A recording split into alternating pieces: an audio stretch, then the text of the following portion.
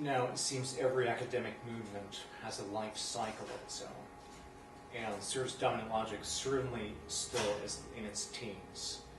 However, if you look towards the future, where would you like to see service dominant logic go? What would you like to see happen? Well, Steve and I have that debate a lot, and right from the beginning we felt if we believe in service dominant logic, we should act and endorse and act by those principles. And so we can't command or control it or desire it or wish it.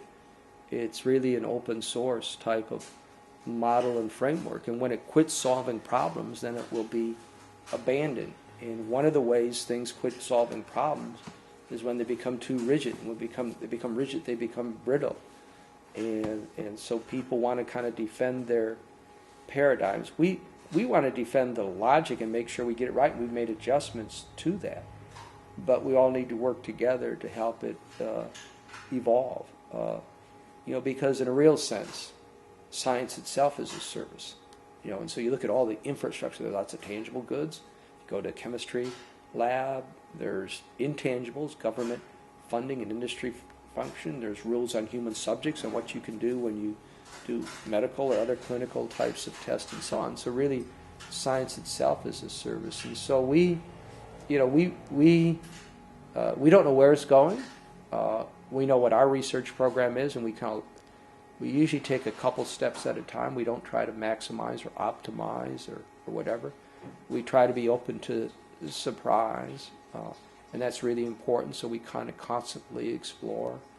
Because if we overanalyze the situation, we'd say, well, gee, here's all these things we want to do and all these deadlines, and how could we possibly go to Naples? Naples is a wonderful place, but they haven't done much in service science, and this is the first forum, and so on. But when you're opening yourself up for that surprise, then you make connections. We would have met if that wouldn't have been that case. So, and so you have to balance that because you have to kind of also exploit some things, but you want to be kind of constantly exploring. So, I hope you have a chance to interview Steve and see what his thoughts are on that.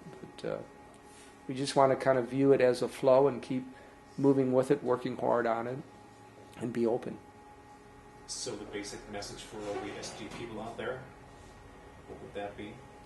I think the basic message there is to figure out how you can interface and connect with this almost like ecosystem, this kind of service-dominant ecosystem. And it could be in terms of industry practices. That could be, there was a scholar in the UK that was working with the British National Library and was applying service-dominant logic, and it was just fascinating, got them really excited about it, and they found out, they had a lot of patrons and supporters who were scholars from other countries. They would come there in the library and they would study, and so they got them involved in a letter-writing campaign to protect funding for the museum and the library, and so on.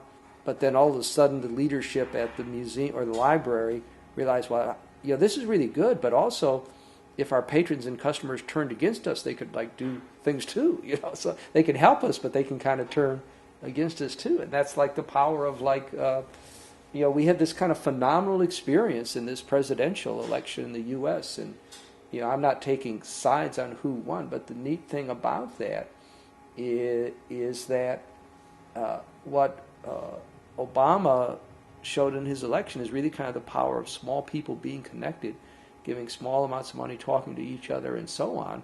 And it wasn't so much about the Democrats versus Republicans. It was like this young Democrat taking on this established, very competent Democratic Party where the Clintons were wired, but it didn't work. It wasn't like McCain. Surprise there as well. Yeah. And so it was like, when you open yourself up for this co-creation, this opportunity, you can't assume that the value that is co-created is necessarily the value that if you could command and control it.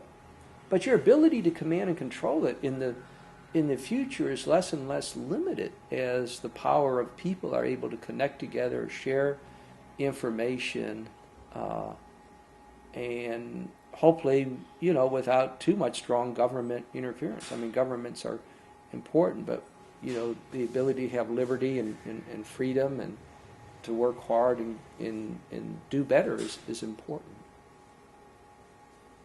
All right, with that basic message, let me just say that's pretty much all from us now. Excellent. All the best, and thank you for your time. Thank you very much. It's a very nice Thank you. afternoon. Nice conversation. Thank you.